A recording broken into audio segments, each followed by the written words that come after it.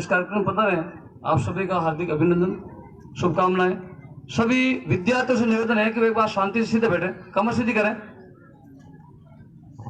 ये जो भगत सिंह जो कार्यक्रम है जयंती का, ये राष्ट्रभक्ति के बीज बोने का कार्यक्रम है।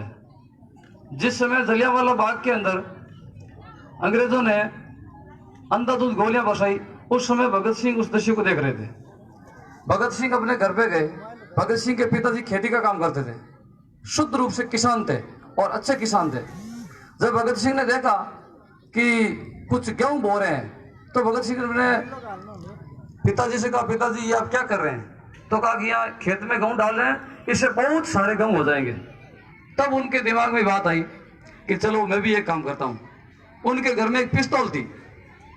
अगले दिन वो खेत में गए पिस्तौल लेकर के, और खेत में पिस्तौल को उन्होंने बो दिया।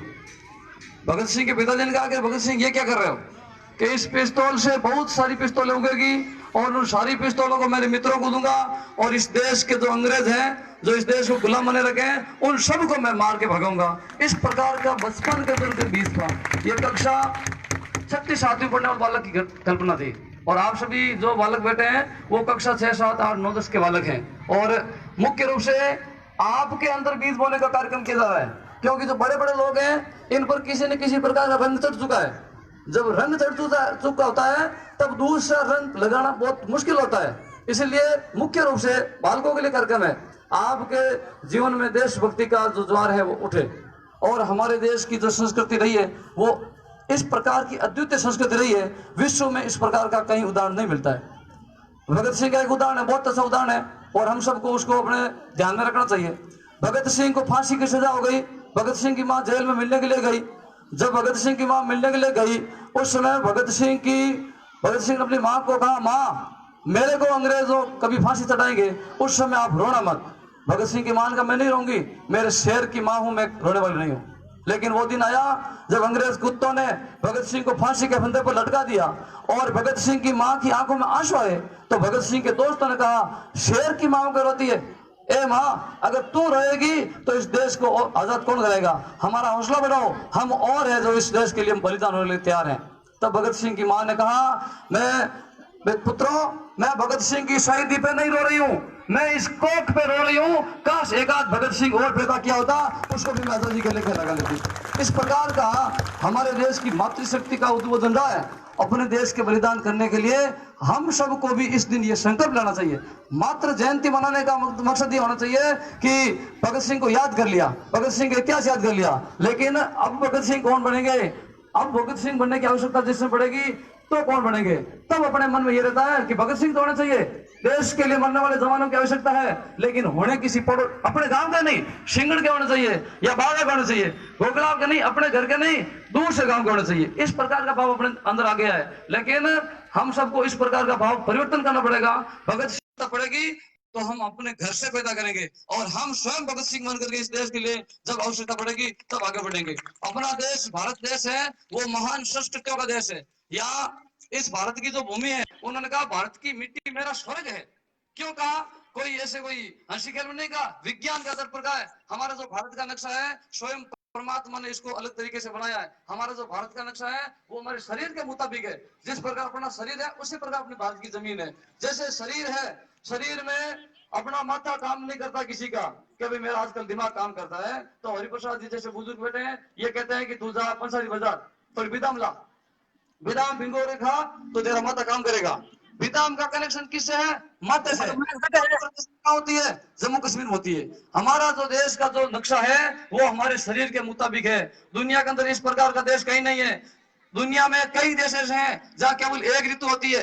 रूस में केवल सर्दी, इंग्लैंड में गर्मी पड़ती है, लेकिन भारत एक ऐसा देश है जहाँ 6 प्रकार की ऋतुएं हैं। दुनिया में कई देश ऐसे हैं जहाँ केवल काले काले लोग हैं, कई देश ऐसे हैं जहाँ केवल गोरे गोरे लोग हैं, लेकिन भारत ऐसा देश है जहाँ काले काले लोग भी हैं और गोरे गोरे लोग भी हैं। दुनिया में कई सारे देश हैं जहाँ एक प्रकार का धान होता है, केवल और केवल चावल होता है, लेकिन संसार में जितने प्रकार के धान होते हैं वो हमारे सारे भारत के अंदर होते हैं। दुनिया में कई देश ऐसे जहाँ केवल एक प्रकार का फल होता है, जापान में संतरे होते हैं, लेकिन दुनिया में जितने भी सारे फल हैं वो सारे के सारे भारत में होते हैं। भारत की मिट्टी स्वर्ग इसलिए है क्योंकि हमारे चावल की किस्म में बासमती जिसमें सुगंध आती है। अमेरिका के वैज्ञानिकों ने कहा कि ये जो चावल है हमें दो, हम उगाएंगे। अमेरिका के वैज्ञानिकों ने चावल ले जाकर उगाया, लेकिन उस चावल में सुगंध नहीं आई। तो उन्होंने कहा कि सुगंध क्यों नहीं आई? तो कहा इस चावल में सुगंध नहीं है, सुगंध इस देश की मिट्टी के अंदर है। इसलिए आप एक टोली भर के भेज ले जाओ अमेरिका। पहले इतनी भारत की मिट्टी पवित्र मिट्टी है, इस मिट्टी में जन्म लेना हमने लिया है।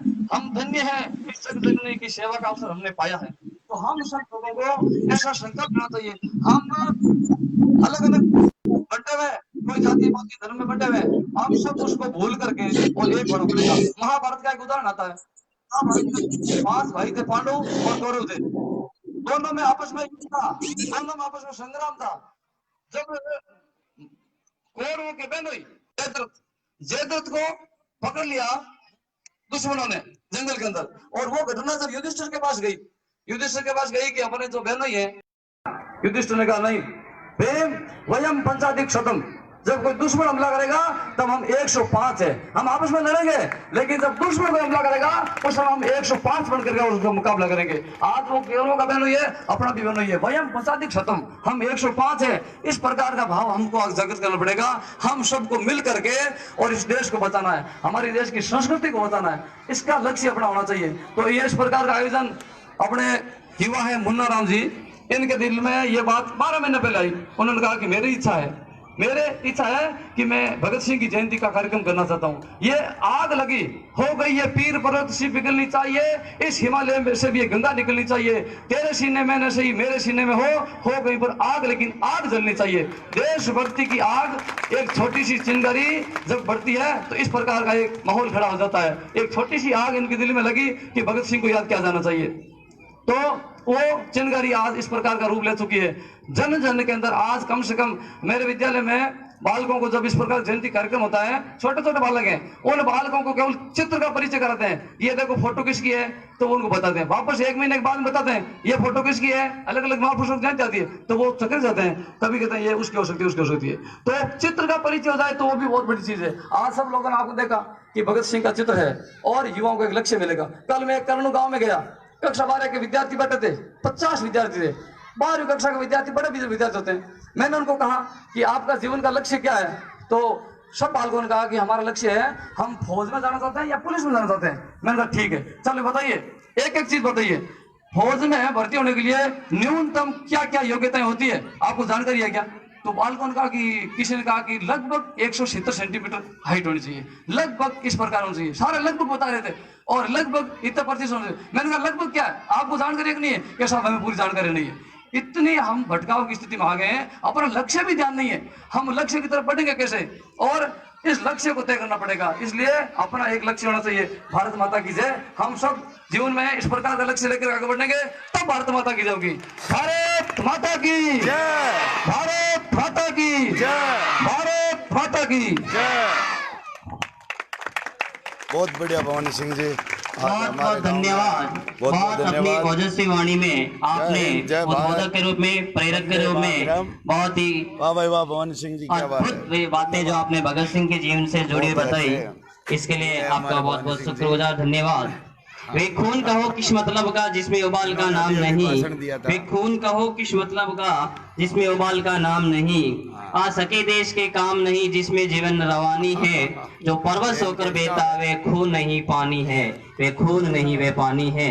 उद्बोधन की कड़ी में मैं अगला अतिथि महोदय जी से निवेदन करना